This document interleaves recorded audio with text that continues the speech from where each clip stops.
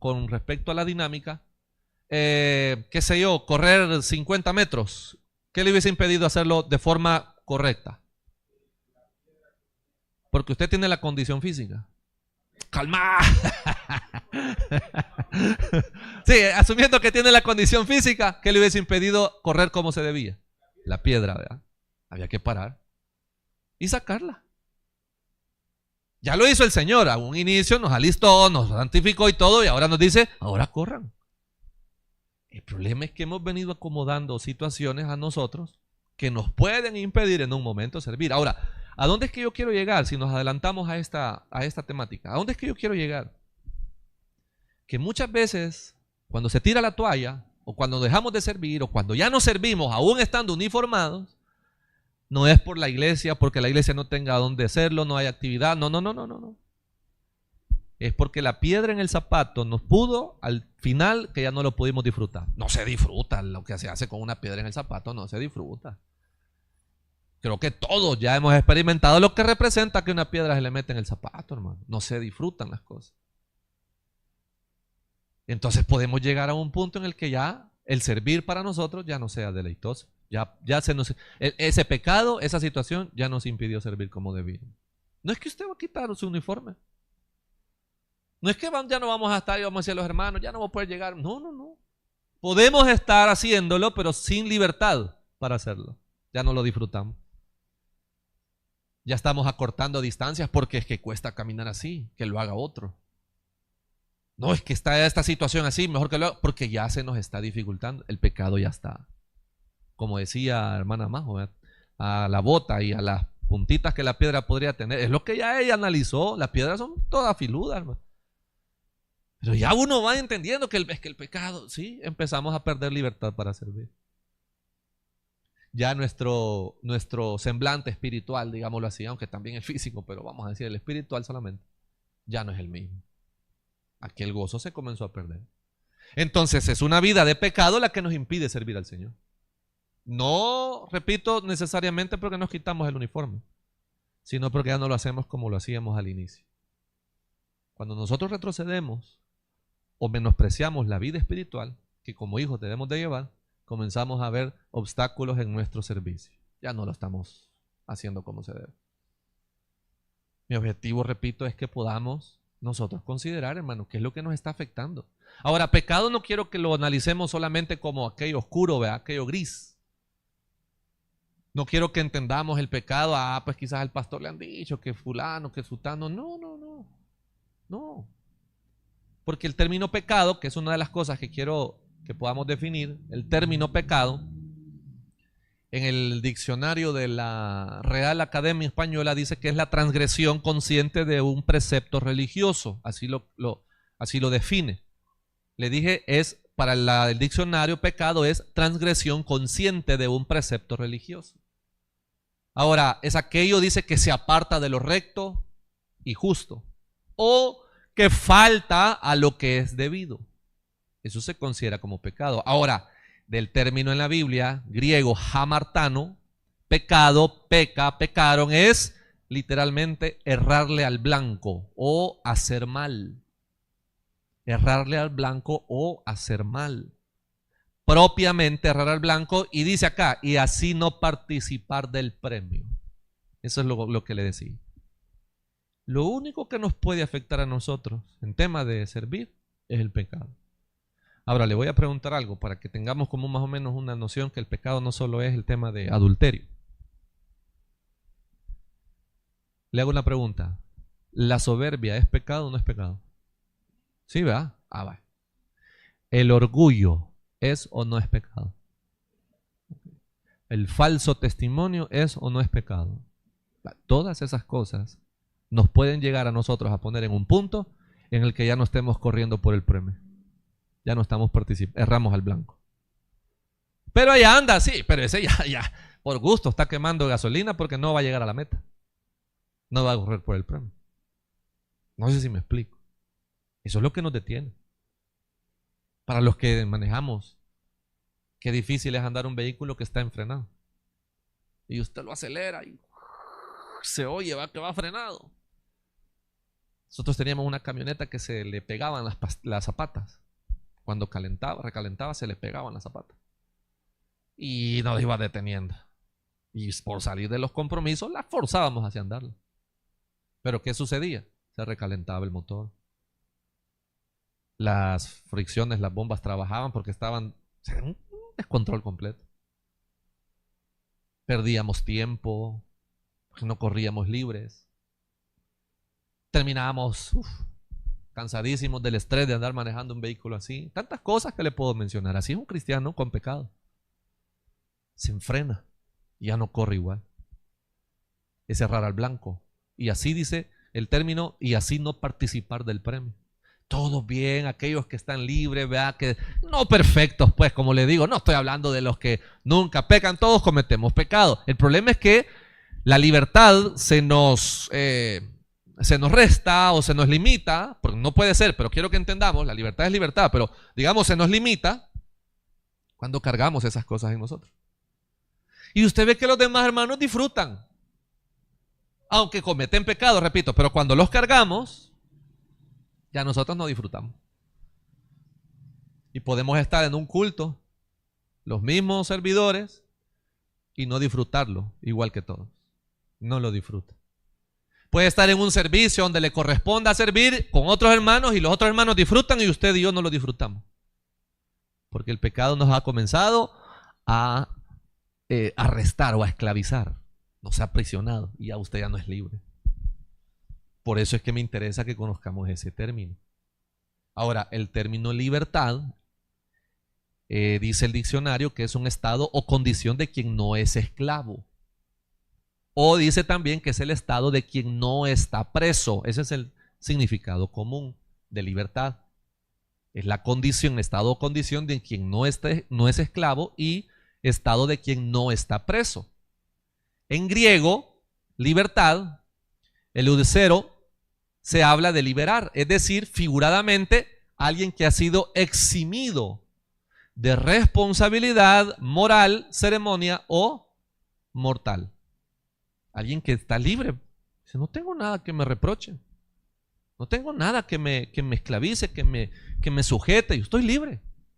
Eso es lo que hizo el Señor con nosotros, que lo podemos nuevamente, si quiere, leer en Romanos. Dice el versículo, bueno, vaya al versículo 17 también, porque ahí lo tenemos el refuerzo. Pero gracias a Dios dice que aunque erais esclavos del pecado, habéis obedecido de corazón aquella forma de doctrina a la cual fuisteis entregados. Y dice el 18, ¿y qué dice? Ya no tenemos culpa, ya el pecado ya no nos esclaviza. Entonces vinimos, mire, dice, a ser siervos de la justicia. Eso lo hizo el Señor en nosotros. Entonces, primero quiero que entendamos realmente lo que es este aspecto del pecado, que cómo nos afecta, cómo nos sujeta, según lo que dicen los términos.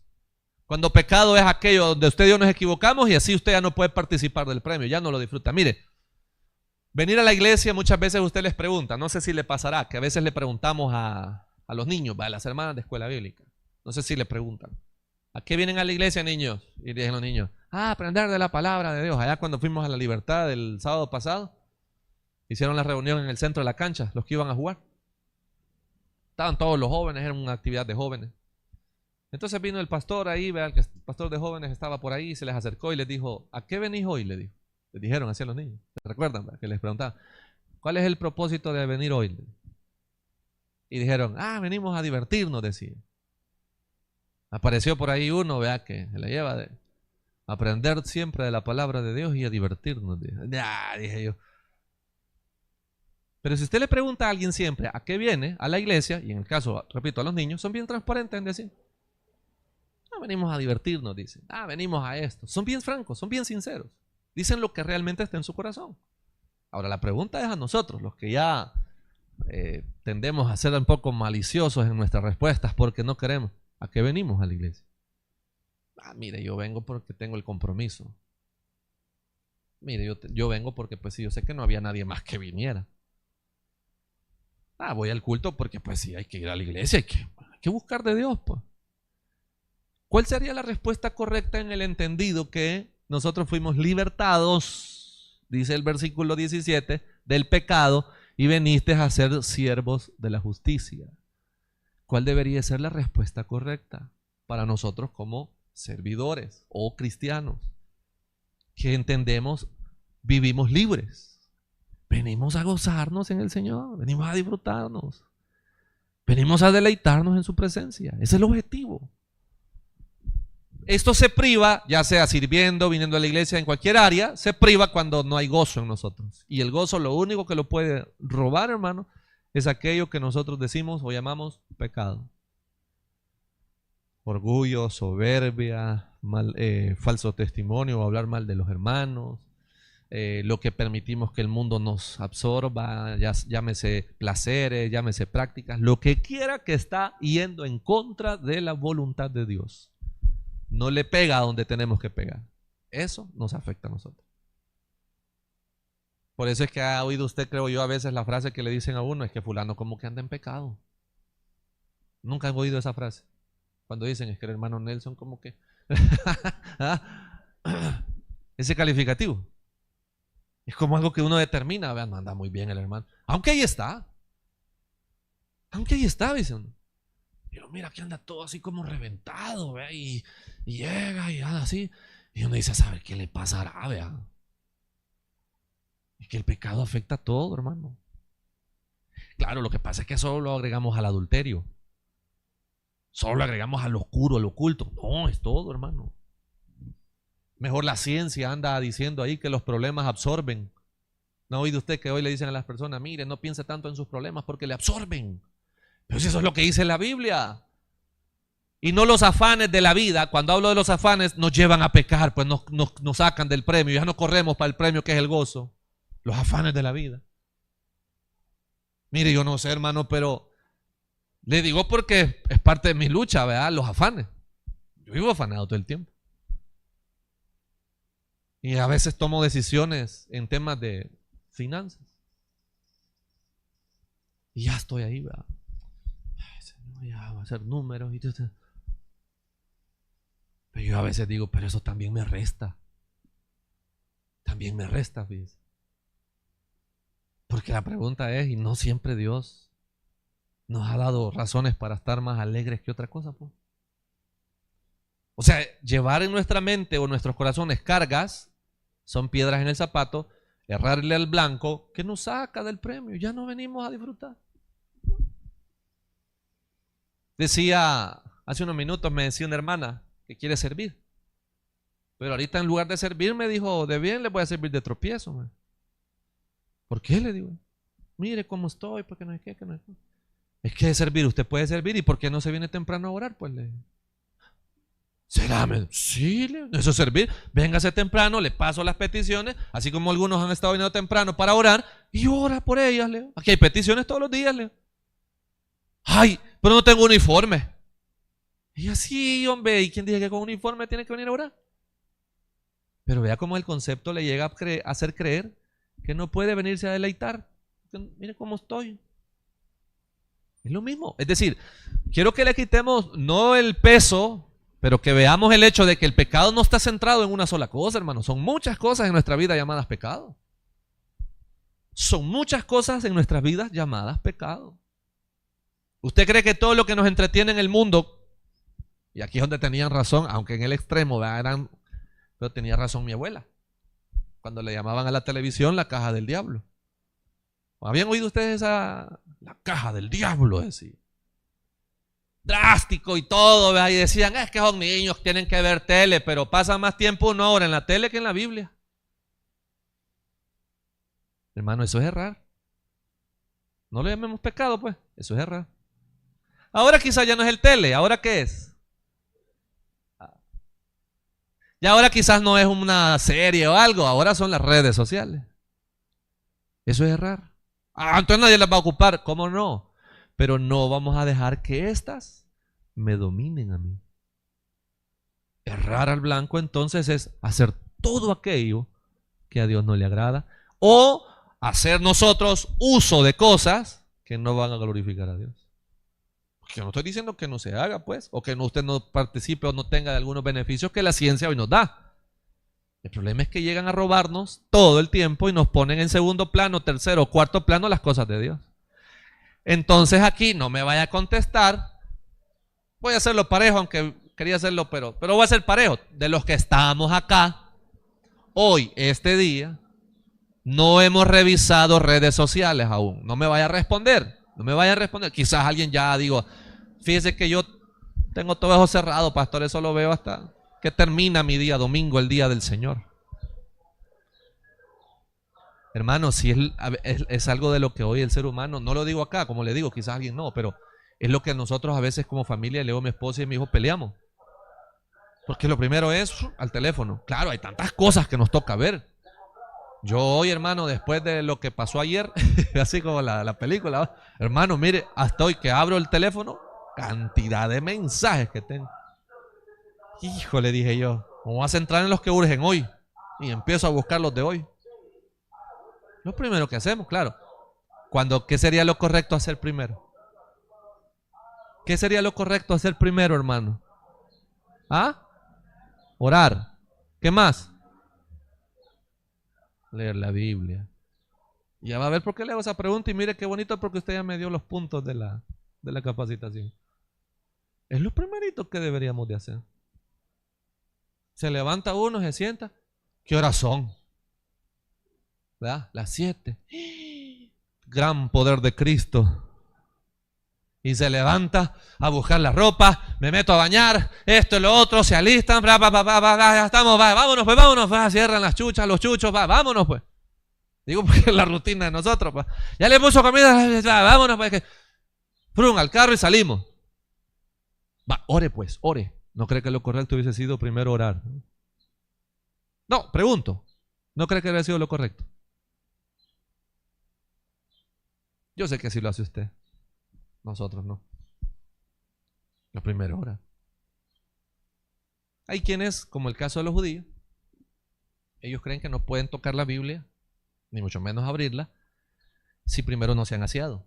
Está bien. Está bien. Yo por respeto al otro que está ahí enfrente de mí, vamos a estar, mira, pues oremos, Sí, le recomiendo, si van a hacer un altar familiar, vaya, se pide los dientes y usted va a ser el que va a hablar con la familia, ¿verdad? Si va a ser temprano. Pues lo correcto, lo primero es, sentémonos aquí todos, oremos, pidámosle a Dios la bendición de este día. Y después, ahora sí, corran, para todo, para hacer todo lo que quieran. Pero lo primero tendría que ser lo espiritual. Tendría que ser. Entonces comenzamos a cambiar el orden de las cosas para nosotros. Eso es errar. Por eso es que de pronto no nos sentimos, ay, no. ¿Y hoy qué se le ocurrió al pastor? Capacita, imagínate, no tiene nada que hacer él quizá. Como él ahí pasa todo el día en la iglesia, quiere que ahí estemos nosotros, ¿verdad? Y que yo estoy en teología escuchando sermones de los alumnos.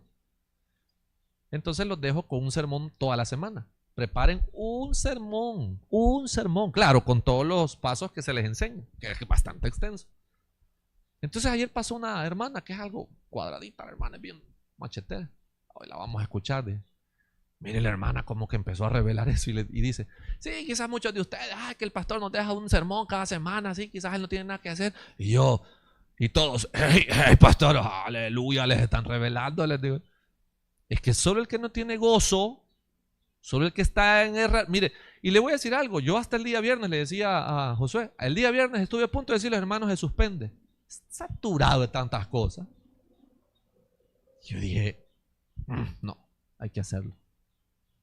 Hay que hacerlo. No es por la fecha FIFA ni nada por el estilo. Hay que hacerlo, hay que hacerlo. Hay que hacerlo. Y uno dice, entonces, ¿qué es lo que le frena a uno de disfrutar? Errar, el error que cometemos. El error. Se lo pongo más práctico. ¿Qué se necesita para sacar un clavo de una pared? ¿Qué sería lo correcto? Un martillo, hermano. No nos compliquemos, un martillo. ¿Qué pasa si usted quiere sacar un clavo con una tenaza? ¿Se puede? ¿Verdad que se puede? Sí, con maña alguien lo saca. Pero lleva más trabajo. Se puede golpear. Puede arruinar la pared. Tantas cosas. Así es el pecado, el error. Está haciendo algo equivocado. No es así, le dicen a uno. Yo así lo quiero hacer. Te vas a desgastar. Yo les digo a los coordinadores, deleguen. No delegar es un error. Y un error es no correr por el premio. Al final del día de la actividad usted no va a haber disfrutado lo que hizo porque no aprendió a delegar. Es un error. ¿Se da cuenta que pecado no solo es matar, violar, adulterar? Pecado es hacer todo aquello que la Biblia nos va enseñando. El cristiano debe de aprender a disfrutar. Si la vida cristiana es para disfrutarla, hermano. Para disfrutarla. ¿No es cierto que nos dice la Escritura que hay que amar a nuestro prójimo como a nosotros mismos? ¿Va que así dice? ¿Sabe por qué lo dice? No lo dice para ser gravosa. Es para que nosotros no erremos y nos amarguemos por las cosas que los otros hacen o no dejan de hacer. No. El amarlo como a nosotros mismos es entender a la otra persona. Pero muchos de nosotros entramos en conflicto, que no es que no es cuánto. Eso es errar, estamos pecando. No somos libres entonces para servir. Hemos dejado de correr el premio. Ahora, en el capítulo 8 de Romanos, solo búsqueme por favor el versículo 13. Porque en el capítulo entero, Pablo está hablando acerca de la condenación. Perdón, está hablando para los que están en Cristo que no hay condenación, dice. Vea por favor el versículo 13. ¿Lo tenemos? 8:13 dice, porque si vivís conforme a la carne, ¿qué dice? Esa es la forma natural o la lucha que nosotros no hacemos. Ahora dice, mas si por el Espíritu hacéis morir las obras de la carne, esa es la realidad nuestra. Ahora yo le podría hacer el ejercicio y decir, mire, evaluémonos, mirémonos en un espejo, veámonos en el hermano, en la hermana, y determinemos si realmente nosotros vivimos conforme al Espíritu o conforme a la carne. Quizás por la confianza, hermano Nelson. Del 1 al 100, ¿cuál es el equilibrio que usted considera, usted personalmente tiene, entre vivir por la carne y vivir por el Espíritu? Así, vago, no vaya a ser tampoco vago. ¿Qué cree que porcentaje tiene en esa dualidad en la que el ser humano y en este caso nosotros como cristianos nos encontramos? ¿El qué? La carne. No, dejémoslo así. Ok, entonces usted dice que tiene un 30% que aún vive en la carne. Bien generoso usted va. Bárbaro, hermano Nelson. Lo admiro. Bueno, voy a decirme yo, vaya. Mejor voy a decir yo, le voy a ser sincero. A veces, como es el pastor, creen que el pastor vive en el Espíritu siempre. O al menos esperan de que el pastor siempre ande en el Espíritu. Y decía por ahí un predicador esta semana, me encantó, porque cuando a mí me preguntan cuál es la oveja de la iglesia más difícil de pastorear, ¿cuál es? Le dicen. Y yo me puse a pensar, la fulana, el fulano, sultano. Y dice el pastor, soy yo mismo, dice. Tiene razón, fíjese. Es decir, mi lucha. Voy a hablar porque Manuel es un nombre, me salió bien. Ya quisiera yo andar por ahí. Yo le voy a ser sincero, esa es realmente la lucha. La vida en el Espíritu. Pero no es hasta que yo lo entiendo, que así debe de ser, que voy a empezar a trabajar en ello. La lucha en el Espíritu. ¿Por qué? Porque siempre estamos siendo atraídos a las otras cosas, las que alimentan la carne. Dice ahí, porque si vivís conforme a la carne moriréis. Ojo, puede ser de forma inmediata o de forma eterna. En el caso de la condenación, los que no vengan a la vida es Cristo. Pero también puede ser en la forma aplicada a nosotros como cristianos. Si no vivimos conforme al Espíritu, sino que vivimos conforme a la carne, no vamos a disfrutar. No lo vamos a disfrutar. Yo no sé, hermano, pero mire, hoy creo yo que le hicieron más pompa al 15 de septiembre. No sé, es mi percepción. No sé si usted también lo habrá visto. Pero ¿qué celebraciones hubieron hoy por el 15 de septiembre? Que celebraron una cosa, que hicieron esto, que acá hay tantas cosas que se hicieron. Pero qué bueno, esa alegría. Les soy honesto, hermano, yo no. Es 15 de septiembre, es más, ni me acordaba, pues. En el camino veníamos y cerrada la colonia, tuve que dar la vuelta. Ay, si hoy es el desfile, dije. Yo no me acordaba. Ahora, ¿pero por qué voy? A que el mundo celebra la libertad esa que dicen y con todas las celebraciones que hacen. ¿A qué voy? al hecho de que, digo yo, quizás por alguna razón hoy tienen ellos el deseo de celebrarlo mundanamente, ¿vea? Entonces me puse a pensar, ahora la pregunta es por qué nosotros como cristianos no lo podemos hacer. No eso, sino nosotros. La libertad que Cristo nos ha dado, ¿por qué no la podemos disfrutar? Quizás porque no tenemos claro lo que es la libertad, porque quizás no tenemos claro lo que ha sido el gozo dado en nosotros. O por lo que aquí mencionamos, porque tal vez estamos pecando y eso nos ha frenado. Nos frena. Nos roba la postura de un creyente salvo. Nos roba esa energía, si lo vemos de esa forma, de un cristiano salvo. Nos la roba, hermano. Bonito es sentarse con personas que tienen el gozo de la salvación. Pero hay quienes, hermano, que no le huyen a todo y salen con sus compromisos y hasta ahí se acabó y son bien limitados a hacer lo que tienen que hacer. Yo digo, ¿será que así es el gozo? Algo tal vez estamos haciendo mal. Y eso que algo, que aquello, que lo otro se llame mal, es error, es pecado. Quiero que se quite el hecho de que pecado entonces es pecado el hermano. Todos los que estamos aquí cometemos pecados y estamos muchos cometiendo pecados, en pecado. Hemos errado. ¿Por qué? Porque las cosas del espíritu no son prioridad, por ejemplo. ¿Por qué? Porque hay cosas en nuestros corazones que guardamos como raíces de amargura, como rencores, lo que quiera, y ahí las guardamos y las llevamos. ¿Por qué? Porque nuestra confianza, es decir, nuestra certeza de ser hijos de Dios, se pone en tela de juicio cuando nuestras acciones dicen lo contrario, con los vecinos, con los amigos, nuestro testimonio, y tantas cosas. Y no nos interesa. Y no nos importa. Claro, venga a la iglesia y ahí vamos a ver. Estamos todos ahí, ¿no? Ya le decía, Bala, tal vez usted no, ay no, que hay que ir y llevar el calor, probablemente. Tenemos el refrigerio, va, sí va. El refrigerio para después. Estaba ahí pensando agrademos a los hermanos, comprémosles ahí su pedacito de pan dulce, hombre, que tengan ahí para comer, para que se sientan. No les dijimos para que, pues sí, porque no sabíamos si nos iba a ajustar. Pero vaya, trajimos y digo yo, para que se sientan motivados los hermanos después. Pero yo me pongo a pensar y digo, hermano, y aquellos que no le hayan sabor a la vida cristiana, ¿no? Aquellos que, ¿cuál será el pecado que están cometiendo? ¿Cuál será su error o mi error? Fíjese que yo tengo quizás como unos 7 años, quizás, no sé, que le cambié el sentido al domingo. Porque antes, o al menos durante un buen tiempo, yo decaí con el tema del domingo. Es pesado el domingo. Ya, con eso ya era. Entonces el deleite, el gozo es malo, hermano, yo no lo tengo, decía yo. Ya, como le digo, quizás por ahí conforme fuimos cayendo. Entonces le cambié, dije, no puede ser. El domingo es mi primer día de la semana. No puede ser que es 2, no es negociable el domingo. Y 3, venimos a lo que venimos, a servir al Señor. Por momentos hay cosas de esas que se pueden afectar, sí, que cambiamos, sí. Pero inmediatamente digo, bueno, Señor, pero no voy a dejar que esto retroceda. El domingo es mi primer día, no es negociable y Señor, pues es para lo que tenga que venir, servir y todo lo demás. Se acabó.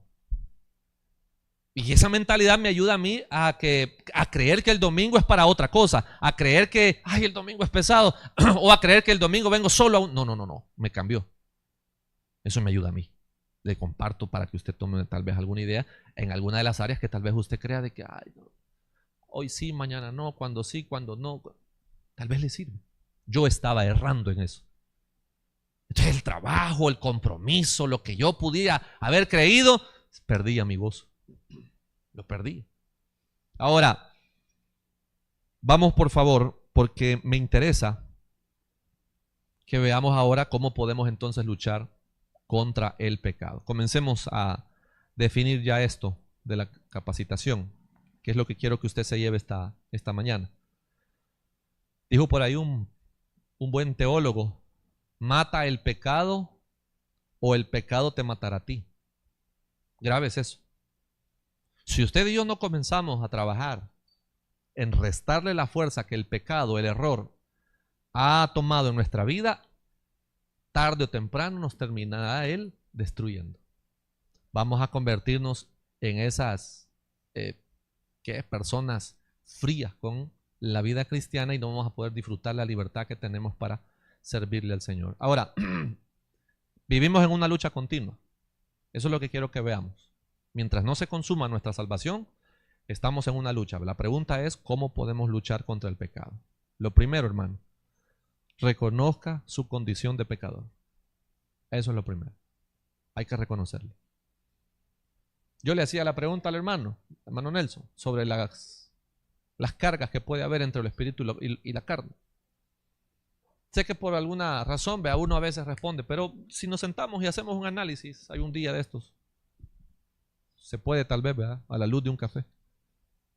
Si hacemos nosotros ese análisis, de ver qué tanto hacemos nosotros en lo carnal. Y cuando digo la carne, hermano, repito, ya hablamos lo que es pecado. Mire, los teléfonos nos dicen cuántas horas pasamos en él. Nos tiran en la estadística. Esta semana tu actividad en pantalla ha sido 3 horas con tantos minutos, dice. Ahí se lo dice. Si empezamos a hacer un recuento de todo lo que hacemos en la carne, es decir, todo lo secular, a lo que hacemos en el espíritu, como oración, como Biblia, culto y todo lo que tenemos que hacer, ahí viene la pregunta, ¿verdad? ¿Cuánto o cómo estaríamos compensados del uno al otro? ¿Cuántas horas del día trabajamos? ¿Cuántas horas del día se trabajan? Póngale 8. Por 6. ¿Verdad? Porque solo 6, al menos algunos hasta llegan a trabajar hasta el domingo. Pero ¿cuántos son entonces en la semana en horas solo de trabajo? ¿Cuántas? 48. Hay unas empresas que dan menos o más. Definamos 48. Si son 48 horas solo de trabajo, no me diga, a menos que su trabajo lo permitiera, que en su trabajo pues usted tenga de las 48, 24 horas para orar, leer la Biblia, que se lo permita, que sea mitad. No, miren, no tengo las 24, pero sí tengo 20. O mire, tengo 10. O tengo 5. Va. Ok, quitémosle a 48 5 horas. Nos quedan 43. ¿Verdad? ¿Cuántos nos quedan, hermano? Yes. Va, nos quedan 43, ¿verdad? Va. 43 horas dedicadas al trabajo en una semana. ¿Cuánto dura la iglesia? 1 hora y media. ¿Cuántos cultos tenemos? En semana, no domingo, hasta semana. 3. ¿Cuántas horas hacemos de cultos aquí? 4 horas y media. Compense, ok. 4 horas y media más 5 que llevamos, que le restamos al trabajo, ¿cuántos tenemos? Todavía no se compensa con el trabajo. ¿Va? Vamos lejos, ¿verdad? Dejemos ahí esa parte. En casa. ¿Cuánto tiempo es el tema de la desayunada? ¿Cuánto es el tiempo? ¿A qué hora se levanta más arrocito usted para preparar la mañana? Solo la mañana hasta el desayuno donde el siervo tiene que salir. La lucha. Vamos mejorando. Creo que es común, ¿verdad? 5 de la mañana creo yo que estamos más de acuerdo, ¿verdad? 5, ¿hasta qué hora? ¿Hasta las 7? De faena casera. Estamos hablando de 5, 6, 7, ¿verdad? 3 horas. Para el almuerzo, voy a tomar el parámetro de hermana Rosita. El del almuerzo, ¿a qué horas lo empieza? Sin tomar el tiempo de descanso. Eso, el comensal primero. Va, 10:30. Termina por ahí como a las 12:30, que ya los tiene sentados y, como decimos, pasando rancho. Estamos hablando otras 3 horas, quizás. ¿Sí? Por ahí. Y digamos que en la tarde tenemos otras actividades. ¿Cuánto más de afán podríamos? Digamos que son 3 y 3, 6, 7, 8 horas de afán de la casa, más las horas laborales que habíamos dicho 43, ¿va? ¿Cuánto es ahí? ¿Las 8 más 43? Vaya. Y teníamos de iglesia y de lo que usted puede tener en su trabajo espiritual. ¿Cuánto teníamos ahí? Vaya, en porcentaje, hagamos rapidito, hermanos, los matemáticos, una gráfica de pastel. ¿Cuánto? 60:30, ¿qué horas? Ajá, pero en porcentaje, como le pregunté al hermano Nelson, en porcentaje, en una gráfica de pastel del 100%, ¿cuánto desprenderíamos? ¿Vea? 70%. 60-70%. ¿De qué? De espíritu. Entonces, o sea, hay que ser realistas, hermano. Entonces, en un mundo que nos absorbe o nos demanda, la pregunta es, ¿qué hacemos? Claro, venimos a la iglesia y las horitas que venimos, ¿cómo venimos? A mí me gusta que a veces dice hermano Nelson, solo pasé a cambiarme, me vine, me dice. Y así venimos mucho. Hombre, yo hoy vine al filo. Bueno, ya ni al filo, que ni me había visto el hermano Mario, ya estaba listo para el sermón, el hermano. Y ni ya pirulado, hermano. Dice uno, así vive en el mundo. Entonces, en compensación a eso, yo lo primero que quiero es que reconozcamos nuestra condición, hermano, de pecador. Que reconozcamos. El fracaso de muchos cristianos radica en que no fueron humildes en reconocer, dice, sus debilidades. Ahí está el fracaso. ¿Cuántos hermanos varones? Pero varones sabemos. Va. Ya está mi esposa, algunos ya estamos aquí como, pero vamos a... Hermanos varones, ¿cuál es la debilidad del hombre? Ahí está, 70%. Sí, no, está bien, hermano Nelson, esa es la respuesta que quería escuchar. Ahí está. No está dando fuerte, hermano. Sería un gravísimo error como hombres decir, no, a mí no me afectan las mujeres. Pues el fracaso más grande de los cristianos es no reconoce su debilidad. Lo primero que tenemos que es aceptar la debilidad del error. ¿Alguien por favor me ayuda leyendo Proverbios 28:13? ¿Alguien que me lo lea por favor?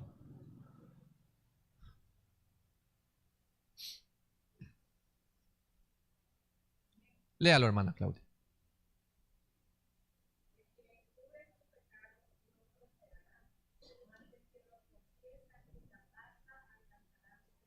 Amén. Si yo no reconozco mi necesidad, obviamente voy a mantener aquello en oculto, en secreto. Porque una vez reconocido, dice según la idea del versículo, síganme la idea del versículo. Si yo reconozco, lo confieso. Y si lo confieso, dice, hay misericordia.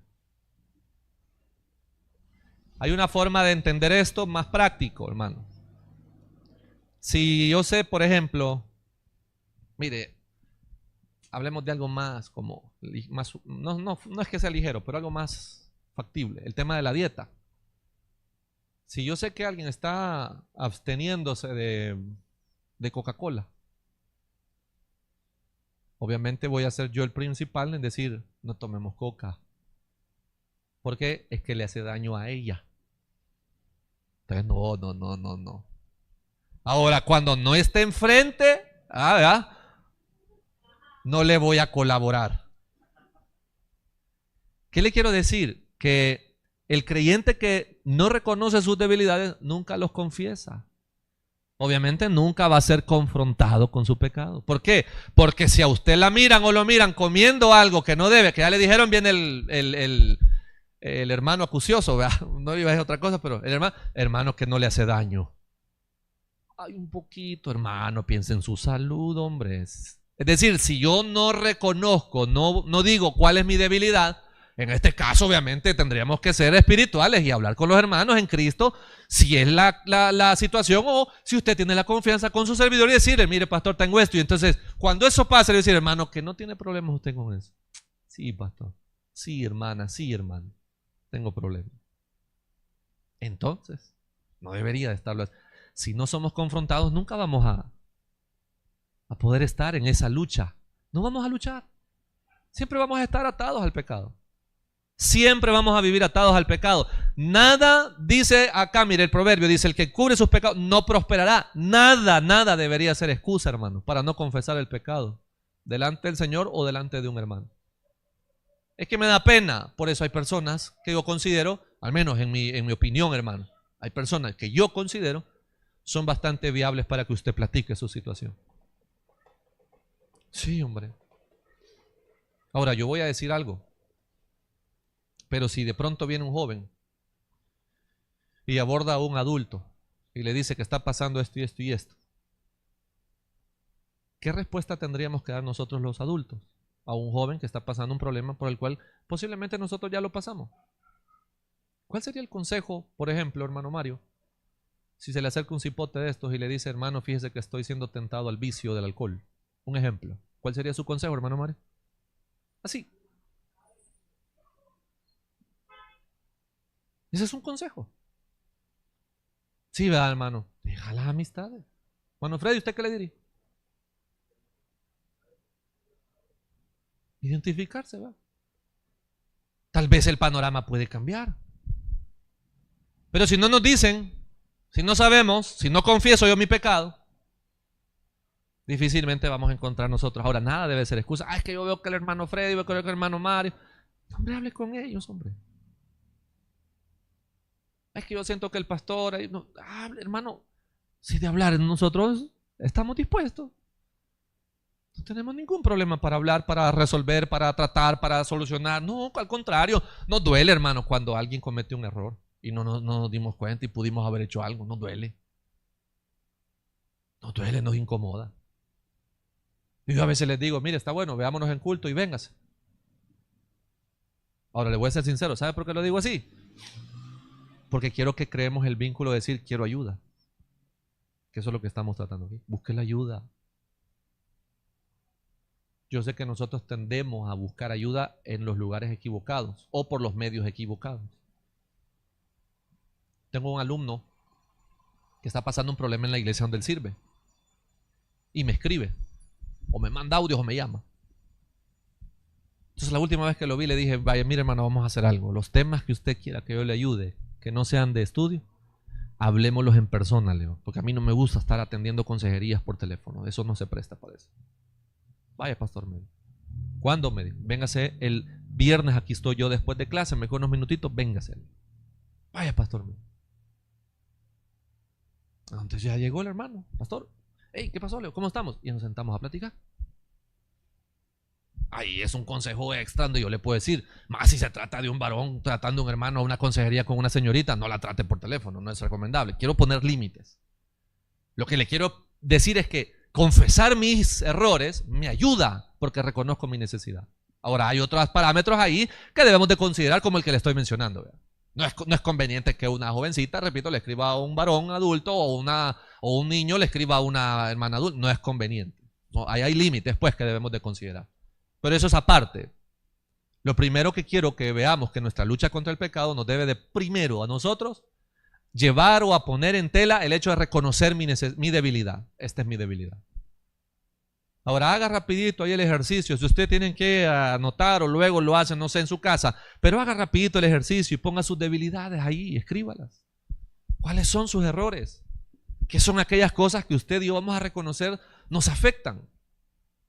Y luego pensemos en 2 o 3 personas que nos ayuden a orar por ellas. Yo a veces a la Carmen agarro.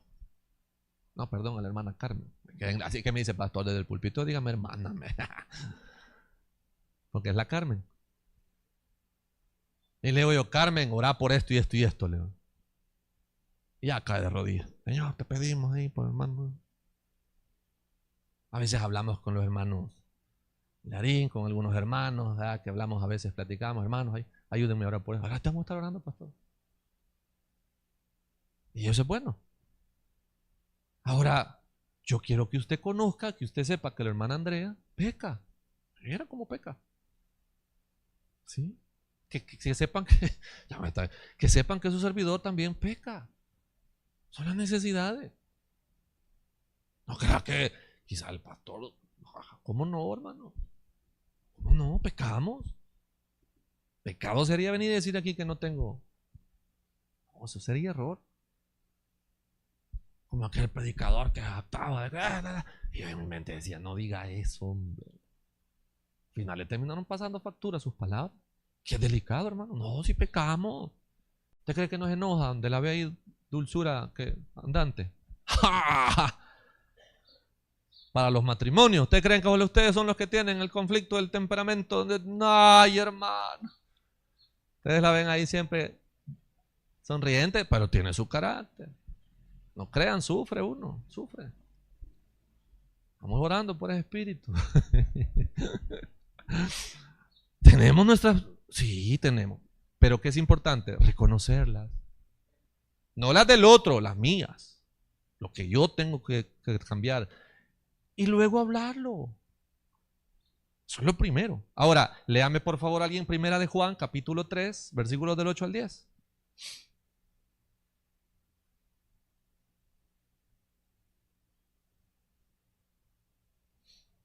Ajá, leámoslo. Primera de Juan, capítulo 3, versículos del 8 al 10.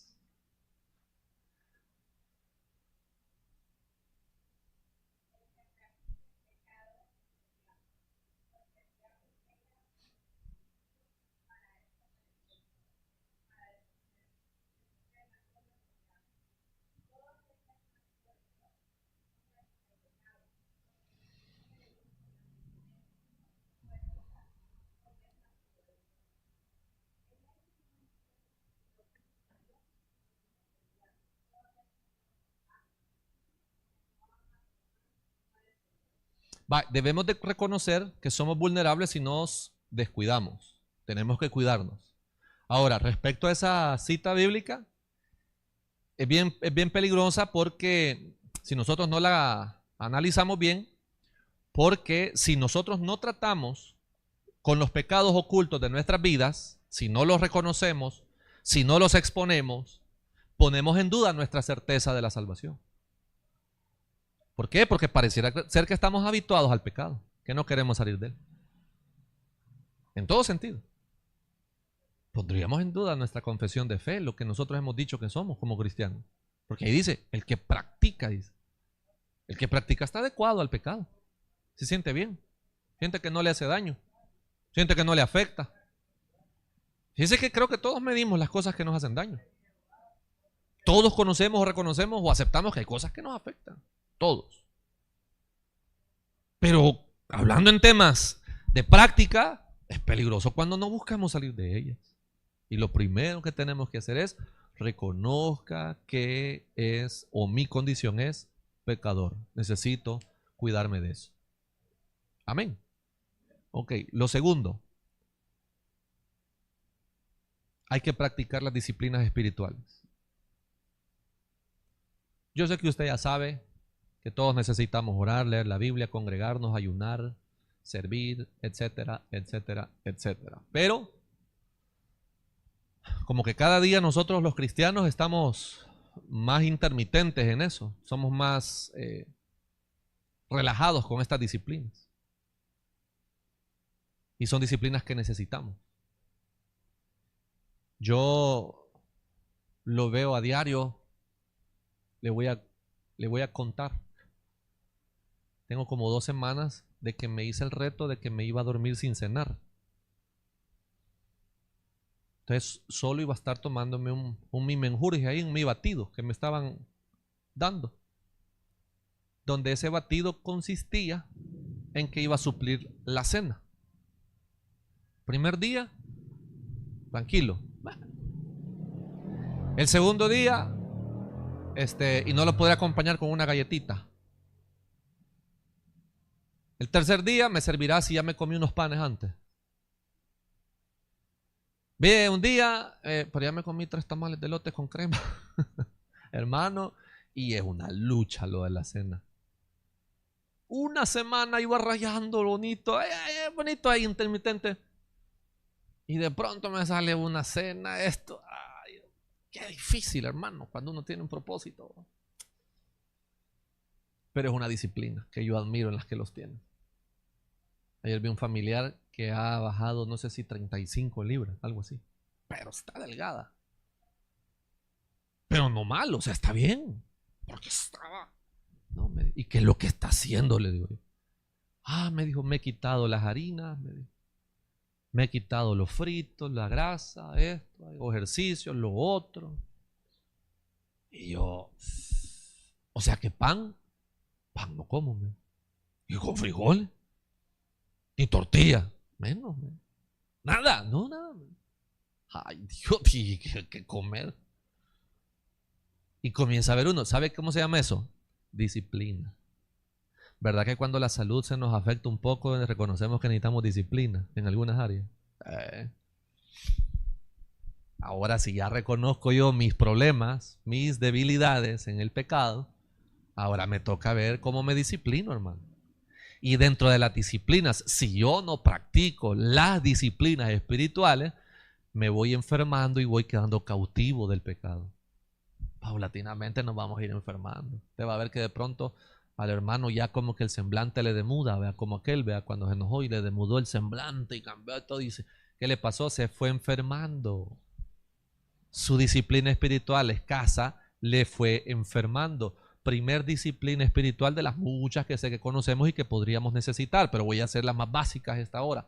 Ya dijimos, usted yo sé que sabe de muchas de ellas, ayuno y tantas cosas, pero empecemos por las básicas elementales y que la Biblia nos enseña que tienen poder. La primera de ellas, la palabra de Dios, hermano. La Biblia. Mateo capítulo 4. Y me ayuda por favor alguien leyendo desde el versículo 1 hasta el 11. Hagamos la lectura completa, por favor.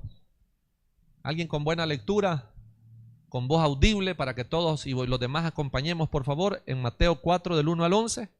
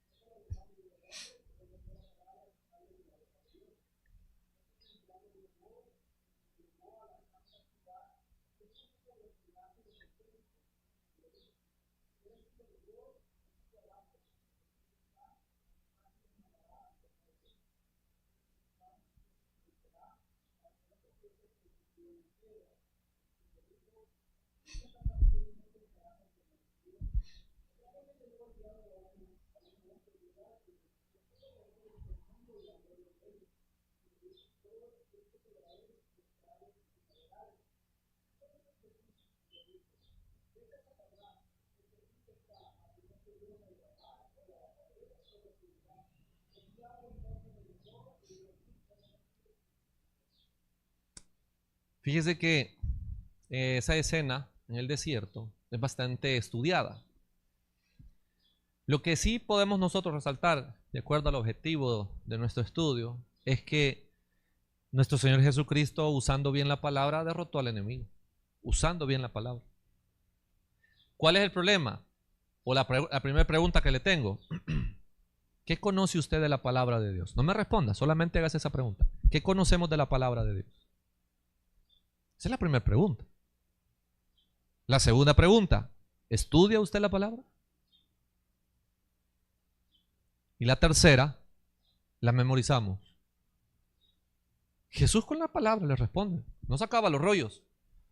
Lo decía de una forma natural en el entendido que estoy luchando continuamente con el pecado. Ahí estaba Satanás. Ahí estaba Satanás. Ahora, si Jesús responde para vencer al enemigo, el pecado, con la palabra de Dios, le tengo otra pregunta. ¿Cuánto más necesitamos nosotros de la palabra? Creo que bastante, vea.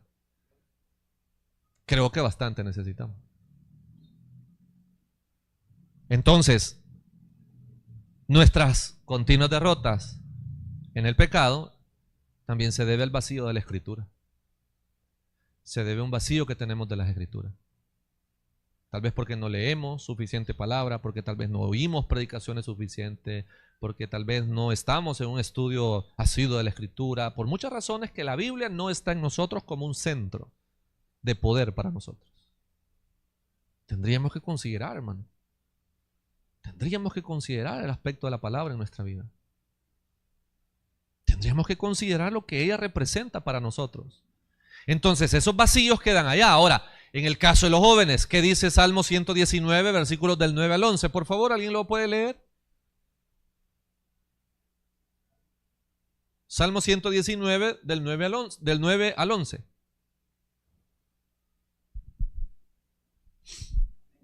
Ajá.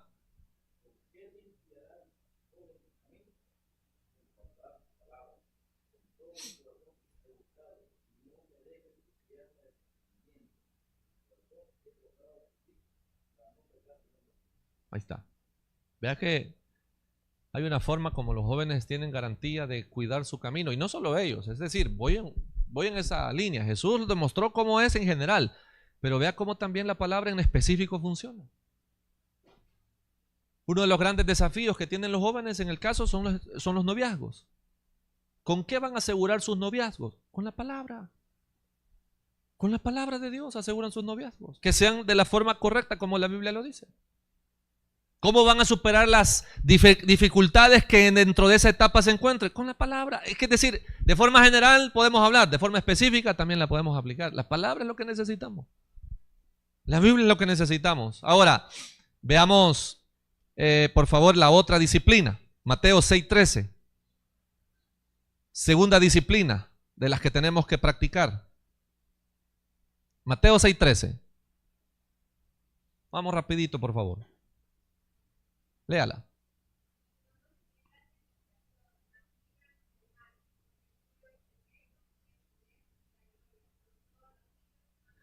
En el contexto estamos viendo que Jesús le da una gran importancia a la oración. Y la segunda herramienta es la oración, o disciplina es la oración. Sin la oración, para nosotros es imposible, hermanos, vencer la lucha contra el pecado. La palabra nos afirma y la oración nos ayuda a que lo que tenemos como fundamento, como base, nos encamina a una victoria. Disciplinas. Disciplinas que quiero que usted y yo podamos considerar. Dice la palabra del Señor, velen y oren para que no entren en tentación. Velen y oren para que no entren en tentación. Sí, la carne está dispuesta, pero la carne es débil, dice, pero el espíritu dice, está dispuesto. Dice. Sí. Si una vez reconocemos nosotros nuestra debilidad, tenemos también que reconocer que hay una disciplina que nos ayuda. Amén. Dos nada más le he mencionado. Y tercer consejo para la lucha que tenemos espiritual. Primero, ¿cuál fue la que dijimos? No. En general, ¿cuál es la primera? Reconocer nuestra condición de pecador. La segunda, practique las disciplinas. La tercera, reconozca las zonas de peligro. Reconozca las zonas de peligro. Obviamente aquí necesitamos sabiduría para reconocer nuestras debilidades, o dicho de otra forma, saber cuáles son nuestras zonas de peligro. Vuelvo al ejemplo que ya tomábamos al inicio, que el hermano Nelson nos ayuda a todos los hermanos a decir las mujeres. En el caso para los hombres, ¿qué le quiero decir? Si esa es mi debilidad, ¿qué debería de evitar? Todo aquello que me exponga a ese pecado. Zonas peligrosas para el débil en algún área. Hay una idea que se tiene de una ciudad que fue bombardeada y fue atacada por muchas cosas.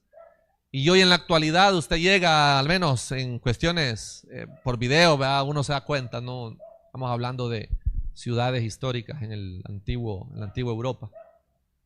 Y cuando se llega a esa ciudad empiezan a ver los videos que de pronto dice peligro, peligro, peligro, peligro, peligro. Por un montón de lados hay anuncios de peligro. Debería de ser para nosotros en lo espiritual, entendiendo que aquello para mí es algo que me afecta, esa es mi debilidad, tener indicadores que me digan peligro, eso no lo tenés que, ahí no tenés que entrar, esto no tenés que verlo, esto no tenés que hacerlo, peligros en los cuales como cristianos nos encontramos. Leamos por favor Mateo 26:41 y alguien que busque aparte Primera de Pedro 5:8, estos dos versículos, alguien que lea Mateo 26:41 y alguien que me ayude con Primera de Pedro 5:8.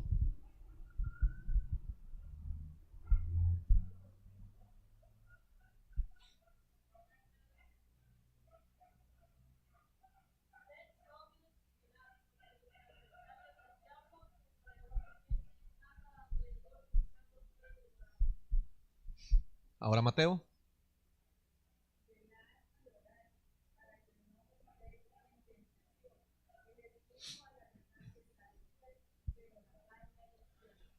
Fíjense que hace años, ¿verdad? Las predicaciones del pastor fundador eran bien prácticas.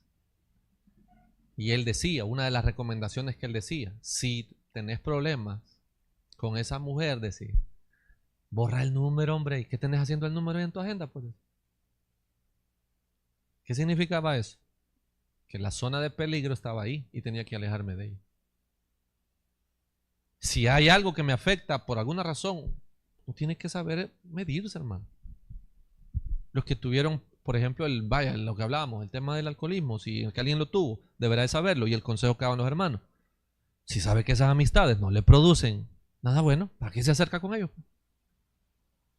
Si sabe que lo van a inducir al vicio.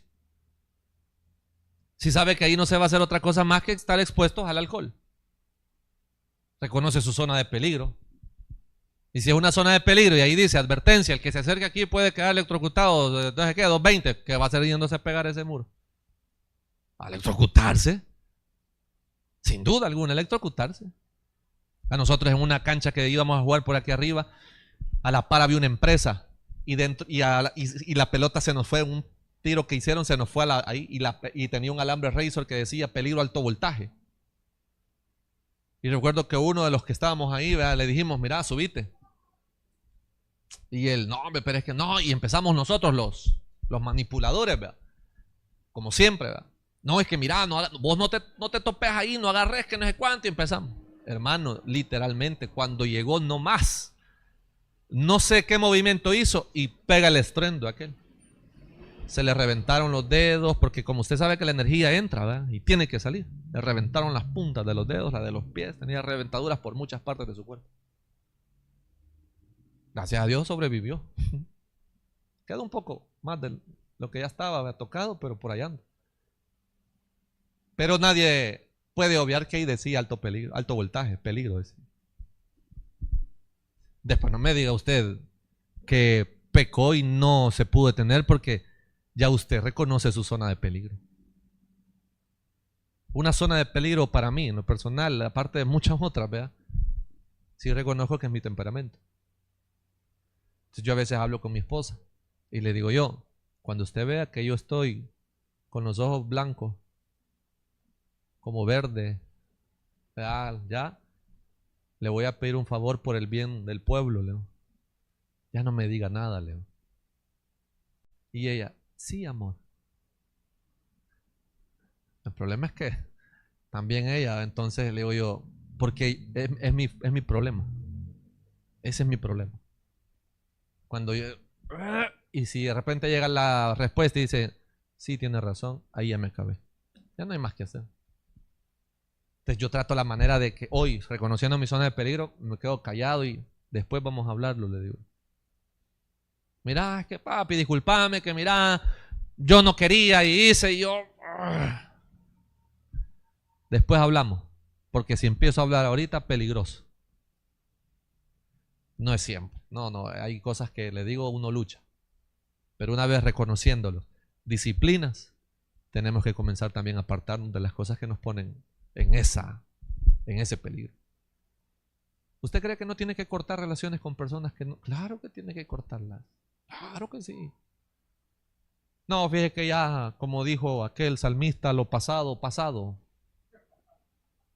No me interesa. ¿Usted cree que eso es así, hermano? No, así, o sea, hablemos sinceramente, hermano. ¿Usted cree que eso es así? Que ya no, eso ya estuvo, pastor. No, hermano. Mientras usted no tenga un reconocimiento de su condición, una disciplina espiritual y un apartarse de esas cosas, hermano, usted y yo vamos a estar en la, ¿cómo se dice? Chicahuita, ¿va? Nos levantamos y volvemos, nos levantamos y volvemos. Ahí vamos a estar en esa intermitencia, en ese círculo vicioso. No vamos a salir de ahí nunca. Está bien, entonces no lo reconozca. Sígalo viviendo. Es importante que nosotros disfrutemos la vida en Cristo. Que disfrutemos el servirle al Señor. Pero no lo vamos a poder hacer si tenemos una vida ligada, relacionada al pecado de manera normal. Es normal. Fíjate que pasó tal cosa. Es normal. No, no es normal. No es normal. Cuando en el cuerpo, en el organismo, no hay algo que no es normal, el cuerpo lo resiente, hermano. Y usted ya, qué raro me siento. Sí, no es normal. Así debería ser el pecado en la vida del cristiano. No voy a caminar bien. Hay algo que hacer. Suelte la cinta, quítese el zapato y sacúdalo. Ahí está todo lo que me estaba afectando. Y vuélvaselo a poner. ¿Qué es lo que comenzamos hoy? No es normal. Yo vi que intentaron hacerlo normal con la piedra en el zapato. Yo pensé que el hermano Kevin iba a salir más campeón. Kevin no lo vi resentido, lo vi bien. Ay, Dios, dije, este ya está algo calloso, ¿verdad? Ya el pecado no le va. Pero vaya que al final dijo, al inicio bonito, después ya andaba buscando cómo sacudirse el zapato así para que llegue a un punto como en algo del zapato que no moleste. No se puede. No crea que puede vivir con el pecado. El cuerpo lo resiente, hermano. El cuerpo se incomoda. No es correcto. Esto que estoy sintiendo no es correcto. Esto que estoy pensando, no es correcto. Señor, ayúdeme con esto. Reconozca al hombre. Disciplínese y aléjese. Esto se llama poner la mirada en Jesús. Así se conoce como vida práctica cristiana. Es cuando usted pone su mirada en Jesús. Entonces va a poner su mirada en Jesús. A eso vamos a apuntar. A Jesús. Allá vamos a apuntar. Él nos ha llamado para que seamos libres, hermanos. Él nos ha llamado a libertad, no nos ha llamado a esclavitud. Él nos llamó para que nosotros pudiésemos disfrutar, pero nos ha hecho responsables del cuidado espiritual de nosotros. Por favor, alguien me lee Hebreos capítulo 13, versículos del 20 al 21, por favor. Hebreos 13, 20, 21.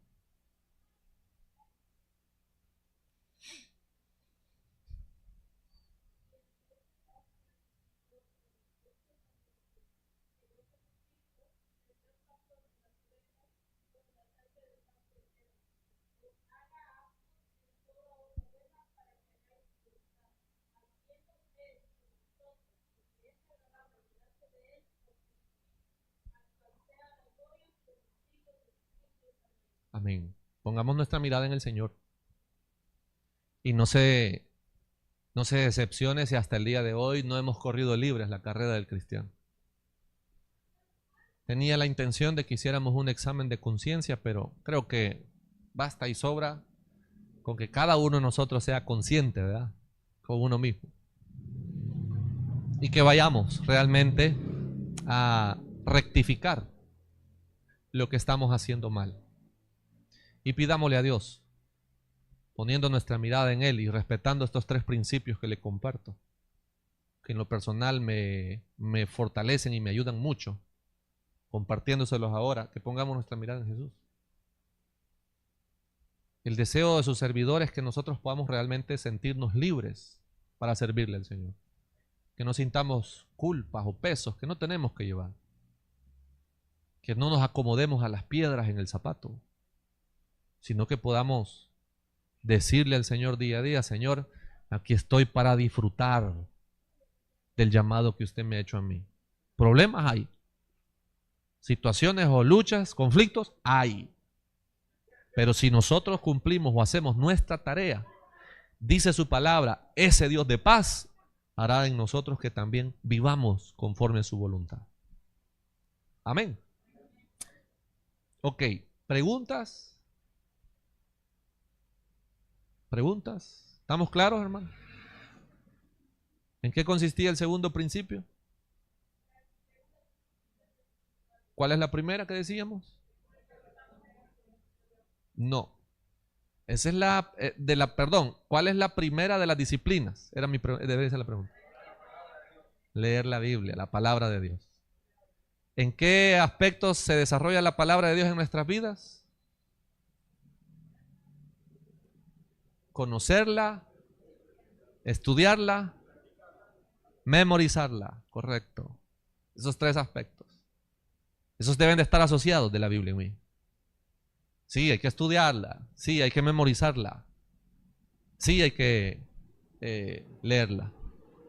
La segunda disciplina, la oración. Ahora, Jesús enseñó a orar.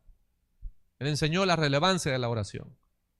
Y estas 2 disciplinas, en complemento con otras, como congregarnos, como ayunar, como tantas otras que podemos nosotros conocer o hacer, nos van a llevar a una lucha férrea contra el pecado. ¿Cuál es el tercer principio que establecíamos hoy? Las zonas de peligro. Las zonas de peligro. Si usted va en el supermercado y va a pasar por las áreas donde están las golosinas que le han prohibido, ¿para qué se van a meter ahí? Solo ver si no ha cambiado el precio. ¿Cuál? Va a salir con producto. No se tiene que meter ahí. Zonas de peligro. Zonas de peligro. Esto lo resumimos en una sola verdad. Poner nuestra mirada en Jesucristo.